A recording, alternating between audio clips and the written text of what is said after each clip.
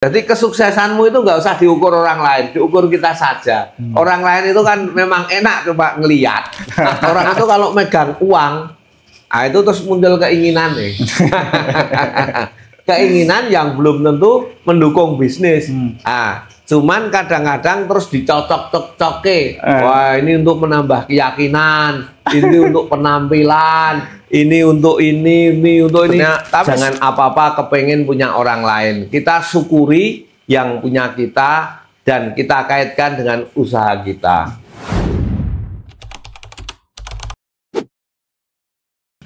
Halo teman-teman semua, Assalamualaikum warahmatullahi wabarakatuh.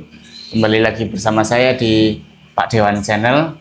Pada kesempatan kali ini saya bersama Pak Dewan akan kembali ngobrol, berdialog tentang dunia bisnis dan wirausaha. Dan pada kesempatan kali ini kita akan ngomongin tentang bagaimana cara kita mengendalikan keinginan kita dalam kondisi kita sedang membangun atau memulai bisnis. Mengingat kita sebagai manusia itu tidak bisa lepas dari apa yang namanya keinginan. Namun apa ya, setiap keinginan yang keluar dari diri kita harus kita penuhi. Oke, jadi pada kesempatan kali ini mungkin pertanyaannya, karena keinginan adalah sesuatu yang pasti atau harapan menjadi sesuatu yang pasti, ketika kita sedang memulai bisnis, apalagi itu mulai dari nol, kira-kira lebih penting mana antara kita memasang keinginan atau memasang target yang besar dengan memasang target yang kecil tapi memungkinkan untuk dijangkau gitu? Target yang besar itu kan juga urut dari bawah yang kecil ya. Oke, kita mentarget yang besar ya, tapi yang kecil yang realistis bisa tercapai, bisa terlaksana, bisa dengan baik. Ini juga membahagiakan kita loh. Jadi target besar silahkan, tetapi yang target kecil yang rutin naik pelan-pelan ini yang harus kita pertahankan terus. Karena target yang kita pasang besar itu kan kita tidak tahu di bawahnya itu kurang apa kan tidak tahu. Oke, kita tetap bercita-cita menjadi yang besar, tapi tetap kita menginjak bumi ya, jangan terus melayang yang jauh, nanti tidak gelo. Jadi istilahnya antara yang besar dan kecil itu pun bukan dua hal yang harus dipisahkan gitu ya Pak, tapi bisa diintegrasikan dalam satu jalur ketika kita bisa merumuskan step by stepnya gitu Pak. Iya, kan kalau orang mesti pinginnya langsung besar gitu ya, tapi sebetulnya dari satu menjadi dua, dua menjadi tiga, tiga menjadi empat, empat menjadi lima, lima menjadi enam. Kalau ingat umpama dari hadiah 10.000 kan, wah cuma 10.000 aja dibagi 4 ya toh? Tetapi perjalanan yang lama sudah sampai 50.000, sudah yang berangkat 2, sudah 10.000. Kita nikmati perjalanan, tapi kita tetap berusaha untuk naik terus step by step. Karena kalau langsung cepat sekali itu bawahnya sering tidak siap, maupun kiri kanan fondasi kita belum tentu kuat. Kadang-kadang bahasa kalau bangunan semennya urung mesti wis atos. Jadi apalagi ketika itu mulai dari nol yang istilahnya sebelumnya belum ada fondasi apa-apa gitu ya Pak. Jadi harus benar-benar kita persiapkan sisi-sisinya sehingga ketika kita naik itu bawahnya udah kuat gitu ya. Kan sebetulnya dalam kehidupan ini, dalam berbisnis itu kan mencari kebahagiaan ya. Nah, bahagia itu ya nggak usah dibandingkan dengan siapa, nggak usah dibanding-bandingkan dengan punya orang lain ya. Kebahagiaan kita ya menurut kita, nggak usah membandingkan orang lain sehingga kita akan lebih kokoh karena kita bandingannya ya diri kita sendiri yang tahu kita sendiri. Jadi kesuksesanmu itu nggak usah diukur orang lain, diukur kita saja. Orang lain itu kan memang enak coba ngeliat. Jadi istilahnya menarik ketika kita berwirausaha itu bukan bagaimana cara kita mendapatkan hasil sebanyak-banyaknya, tapi ya itu memang iya benar. Cuman ada yang lebih urgent, yaitu tentang bagaimana cara kita bisa menikmati proses dan berbahagia menjalani proses itu gitu. Ya itu menurut kami ya Mas Uus. Tapi menurut orang lain mungkin beda lagi. Yang penting dapat banyak. Mungkin ini pikiran masih orang hidup sendiri ya. Nah, kalau sudah berkeluarga mungkin akan beda lagi ya bagaimana mencukupi semuanya. Tetapi oke, mencukupi ya, tetapi tahapannya ini loh. Kadang-kadang mereka yang sukanya langsung mengambil risiko yang tinggi itu sering kalau meleset ya, kalau bisa lurus terus meningkat terus ya monggo kalau bisa. Tapi ibaratnya seperti kita utang bank, kalau kita nggak ada uang cadangan, kadang-kadang di saat perencanaan kita meleset itu bisa ambruk. Ya tidak ambruk, tapi kita pusing banget gitu. Tapi kalau kita punya angsuran, tapi kita juga punya persediaan berapa kali angsuran. Apalagi bank itu kan akan melihat angsurannya yang bagus.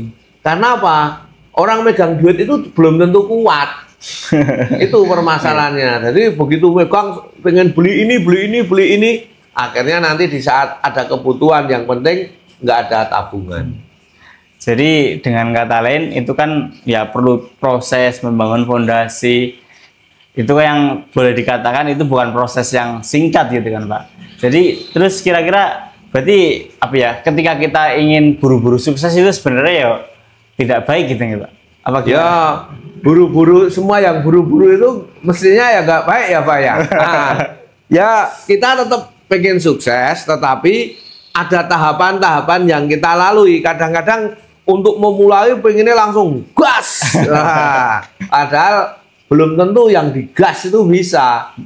Nggak, tahap demi tahap ini kita jalani, nggak usah kemerungsung. Ya kita benar dalam hidup itu kita melihat yang di atas apa yang di bawah ya. Kalau ketika kita melihat dunia, kita lihat yang di bawah. Nah, kadang-kadang kita ya lihat yang di bawah. Karena apa? Sebetulnya kita itu sudah mulai itu sudah bisa, tapi kadang-kadang kemerungsung. Kalau enggak selak menyalahkan orang lain, ini kok nggak bisa, ini kok nggak bisa, ini kok nggak bisa. Tenang dulu, sambil membangun kekuatan, sampai matang betul permasalahan, kita mesti akan naik. Nggak usah kemerungsung. Oh, justru ketika kemerungsung nanti malah keputusannya bisa banyak yang meleset gitu ya Pak. Ya, tapi ini juga tidak kemerungsung itu banyak faktor ya. Kalau sudah doyak-oyak orang ngomah itu ya beda lagi ya Pak. Saya mungkin bisa ngomong tidak kemerungsung karena saya dulu masih ya umur 25 tahun, jadi tidak ada yang mengejar-ngejar ya. Nah, saya juga nggak tahu ya kalau mau bisnis umurnya sudah 45 tahun atau sudah berumah tangga baru mau mulai. Nah, saya nggak bisa memberi contoh yang bisa pas mungkin ya. Menurutku ya masih muda itu, jadi kita bisa lebih menguasai karena tidak kemerungsung. Nah, kalau kemerungsung itu sering ada yang carry. Berarti apa bisa dibilang bahwa sebenarnya ketika kita dalam membangun atau memulai berbisnis itu misalkan lagi banyak kepenginan atau target-target yang ingin kita capai itu ya itu ada sebuah jebakan gitu ya. Ya menurut Mas Uus itu jebakan, tapi orang itu kalau megang uang itu terus muncul keinginan nih. Keinginan yang belum tentu mendukung bisnis.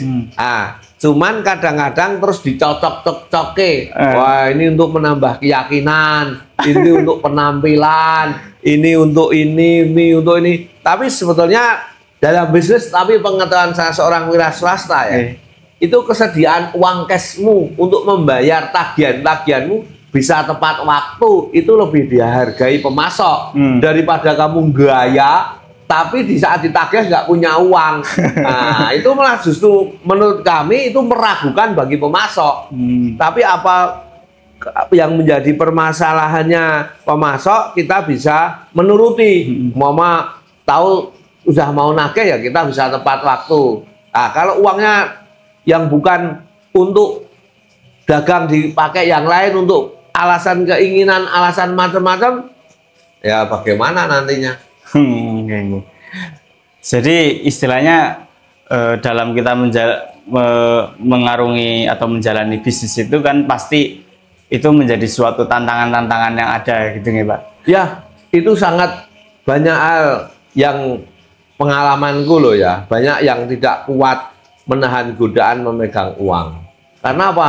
Padahal itu bukan uangnya loh. Uang itu kan dalam bisnis setelah dipercaya, orang akan titip barang sudah dijual belum dibayar. Uangnya malah digunakan yang lainnya karena ada keinginan. Nah, setelah ditagih uangnya belum ada. Nah, sebetulnya menurut saya dalam bisnis ya, kalau kuat ini uang dagangan ya uang dagangan, jangan dipakai untuk keinginan. Ini tidak mudah, gampang domongke angel dilakoni. Jadi pun misalkan dalam kita membangun sebuah bisnis, menjalankan sebuah bisnis itu ya katakanlah harta pribadi atau itu sama yang perusahaan, walaupun perusahaan itu juga milik pribadi gitu, tetap harus dipisahkan gitu ya Pak. Ya kalau bisa, tetapi minimal keinginan-keinginan itu harus ditahan dan itu juga dipengaruhi oleh lingkungan. Ini menurut aku loh, lingkungannya sepatunya apik-apik, wah pengen tuh sepatu. Tapi kalau lingkungannya orangnya sederhana, yang penting aku nek ditagih punya uang, yang penting aku bisa bayar kontan, juga kita akan terpengaruh. Karena kadang-kadang diri kita sendiri itu yang mana toh? Karena diri kita itu juga dibentuk oleh yang lainnya, dibentuk oleh lingkungan, dibentuk oleh cerita, dibentuk oleh tetangga kita, dibentuk oleh teman kita, dibentuk oleh sales yang bercerita begini begitu seperti itu.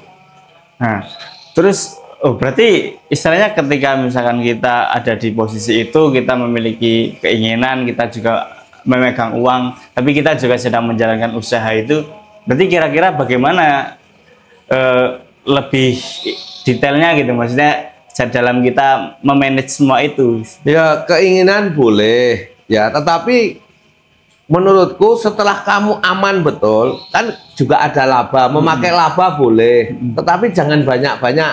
Baru nanti setelah kita punya rumah, punya mobil, punya tabungan. Atau yang mendukung perusahaan. Umpama ya kita jualan, yang dibutuhkan kan mobil pickup, bukan mobil sedan. Nah, tapi kan itu berat. Wah, lu pickup nanti kalau nyumbang bagaimana? Nah, harusnya lah kita tetap apa yang kita pakai itu ada harganya. Jadi bagaimana kita kuat membeli sesuatu yang mendukung usaha kita. Itu tetap bagaimana itu dianggap bagian dari gaya kita.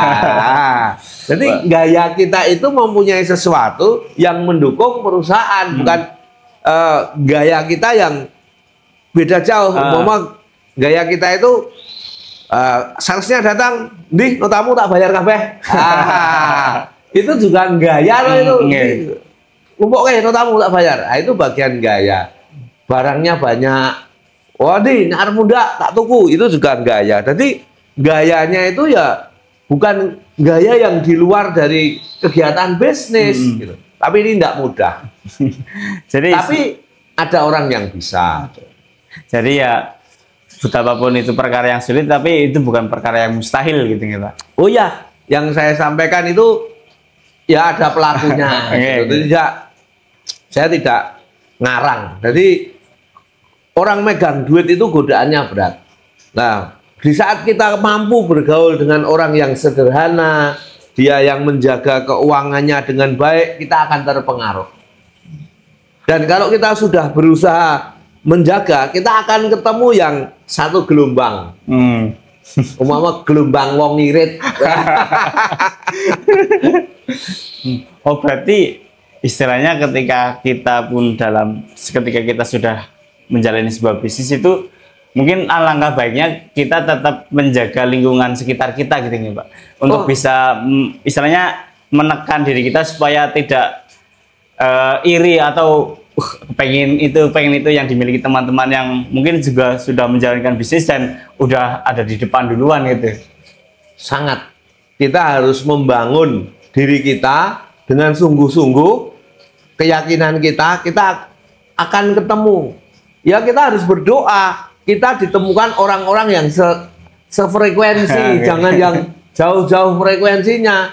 Wah, itu akan lebih memudahkan. Contohnya saja dalam kita sembahyang. Kalau teman kita sembahyang semua ya mesti wayai sholat kita sholat, masa mau duduk sendiri nggak ada namanya. Nah, tapi kalau dalam lingkungan yang tidak mendukung, ya berat temannya ngobrol, kita mau sholat sendiri nggak ada temennya. Sama dalam dunia bisnis itu juga begitu. Kita bikin kalau tahu kita sungguh-sungguh menahan keuangan, nanti suatu saat mesti ada yang bercerita, oh dia itu juga baik loh, bayarnya tepat, dia selalu komitmen, memudahkan pembayaran, belinya banyak, tidak pernah mundur. Kita akan mendengar, karena apa? Kita itu selalu akan ditemukan dengan yang sama. Jadi istilahnya ya ketika kita menjalankan sebuah bisnis, keinginan itu pasti akan muncul, tapi ayo kita bagaimana cara kita mengondisikan diri kita supaya apa yang kita inginkan itu bisa selaras dengan apa ya kesinambungan bisnis gitu ya. Ya, itu yang paling penting banget, bagaimana kita bisa menemukan teman yang sefrekuensi, orang yang baik-baik, yang bisa memotivasi kita menjadi lebih berhasil. Karena apa? Biasanya kita apa yang kita inginkan itu juga akan ketemu dengan orang yang lebih besar yang hampir sama. Umpama kayak saya dulu ya ketemu pedagang cuek, ya mereka ya sederhana, sehingga saya mereka uangnya lebih banyak aja sederhana kok. Saya yang sedikit mau gaya. Cuman digeguyu. Tahu digeguyu. Cuman diketawakan mereka. Tapi kalau kita bergaya, kita juga akan dekat dengan orang yang gaya. Nah, maka dari itu, bagaimana kesungguhanmu untuk menuju sukses, ya menentukan kamu dari awal langkah kamu akan ketemu orang-orang yang baik.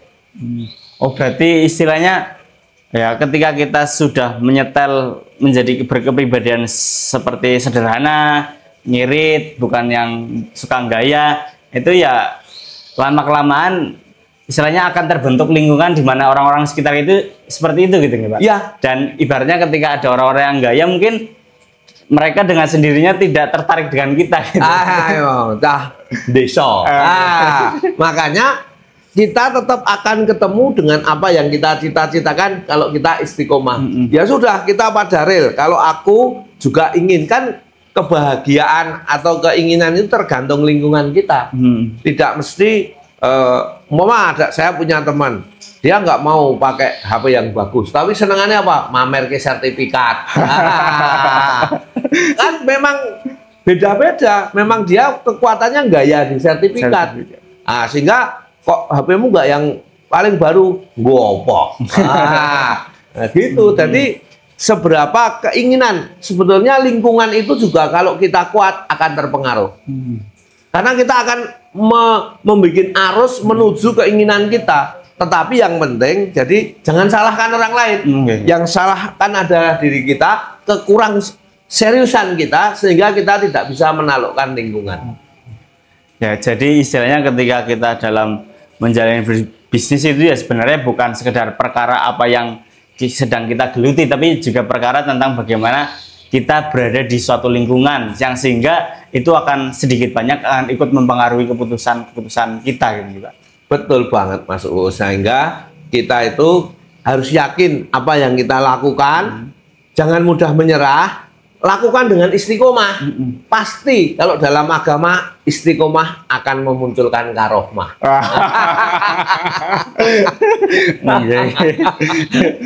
Karena yang namanya istiqomah itu ya istilahnya bukan barang yang mudah gitu ya Pak.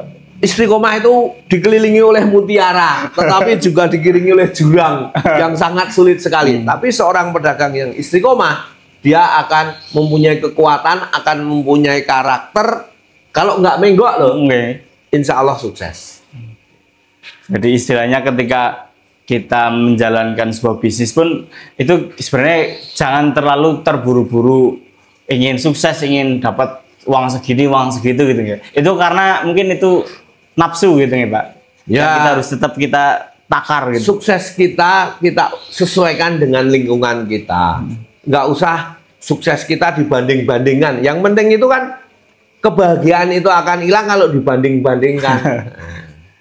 Dan mungkin ya Pak, mungkin tantangannya misalkan dengan orang-orang atau anak-anak zaman sekarang itu kan kita mainnya HP, sosial media, yang mana wah di situ kan banyak orang-orang pada pamer gitu.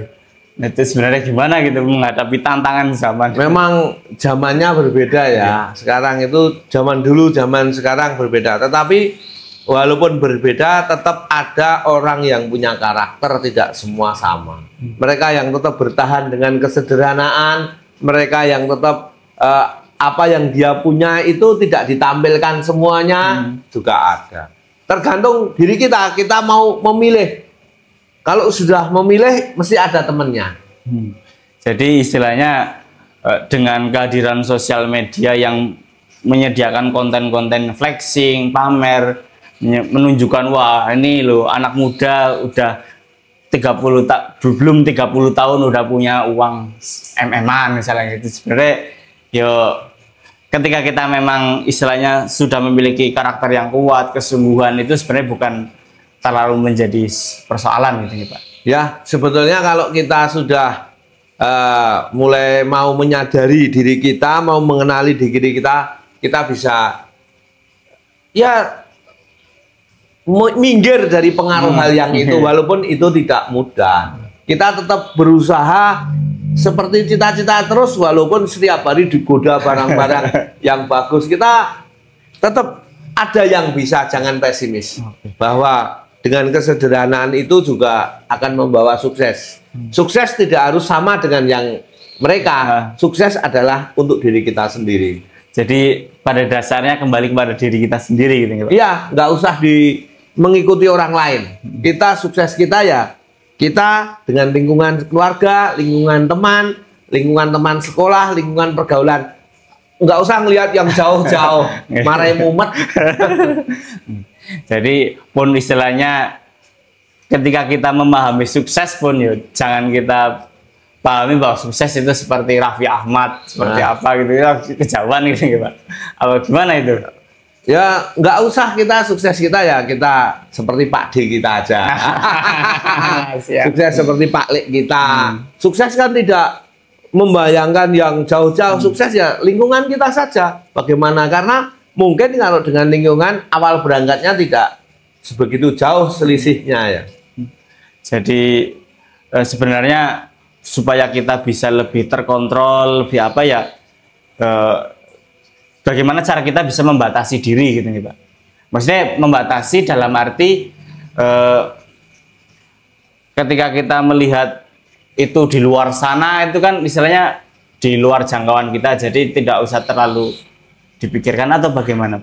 Nggak usah, kita itu menurutku ya, tapi ini menurutku, sampean mau menurut sampean juga nggak apa-apa. Menurutku ya kita nggak usah melihat boleh, tapi kan kita nggak tahu sesungguhnya mereka awalnya sudah berapa, dia siapa, dia ketemu siapa kan. Tapi kalau kita membandingkan dengan teman kita, kan lebih kita bisa menikmati. Kalau kita yang kejauhan, kita mau menikmatinya agak kesulitan dan kita ngesel ke awah. Ya. Kita nikmati, kita berjalan, kita yakin dan kita selalu bersyukur sehingga kita di samping kita berhasil juga nikmat. Jadi istilahnya apalah arti misalkan kita punya banyak tapi rasanya tidak kena gitu ya Pak? Ya benar, kamu pinter. Jadi rasanya punya banyak menurut kita maupun menurut sekeliling kita, tapi karena kamu delangak ini, sehingga kita nggak bisa merasakan yang kita punyai. Oke, jadi itu ya teman-teman sekalian, bahwa ketika kita menjalankan sebuah bisnis, sudah kita tidak usah terlalu melihat orang-orang di luaran sana. Kita fokus pada diri kita sendiri. Sukses itu tidak harus sebagaimana orang lain. Kita juga memiliki otoritas untuk menentukan apa itu sukses menurut kita sendiri gitu ya Pak. Ya, kadang-kadang kan kita duduk di bawah pohon aja seneng kok. Tidak harus yang jauh-jauh. Itu kan bisa dikatakan melu-melu. Sebetulnya kan kita juga bisa seneng di lingkungan kita sendiri loh, tidak harus yang jauh-jauh.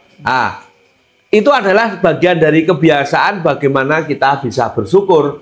Makanya ada rencana. Kita kan nggak mungkin rencana satu langsung 10. Mau 10 kemana? Kan ya 1, 2. Setelah 2 beli sapu setelah 20, 24. Kalau 24 tambahin selesai 36. Loh, kalau 46 apa joke amot?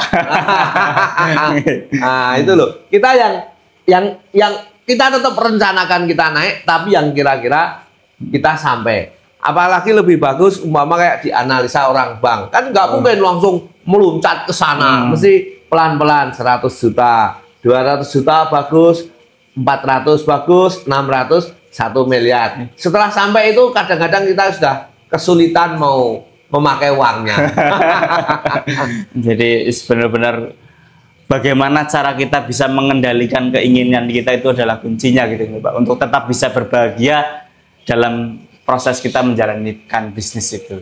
Iya, yang penting adalah kita jangan membeli sesuatu yang tidak mendukung usaha kita. Dan bagaimana kita bisa menikmati apa yang kita punyai yang mendukung usaha kita, bukan yang jauh dari apa yang kita lakukan dalam mencari uang. Oke teman-teman, itu tadi obrolan singkat kita tentang bagaimana relasi atau hubungan antara keinginan dengan bagaimana kita menjalankan sebuah usaha. Dan mungkin terakhir Pak Dewan ada pesan-pesan untuk teman-teman kita di luar sana. Ojo pinginan. Jangan FOMO gitu. Ojo pinginan itu maksudnya jangan apa-apa kepengen punya orang lain. Kita syukuri yang punya kita dan kita kaitkan dengan usaha kita. Karena apalah arti kita punya banyak ketika tapi kita tidak bahagia gitu. Ya kalau banyak bahagia. Oke teman-teman, itu saja bincang-bincang kita pada kesempatan kali ini. Sampai jumpa di konten-konten menarik yang selanjutnya. Barangkali dari teman-teman ada yang ingin ditanyakan, ingin didiskusikan atau ingin di request, bisa tulis di kolom komentar di bawah ini. Dari saya kurang lebihnya mohon maaf. Wassalamualaikum warahmatullahi wabarakatuh. See you.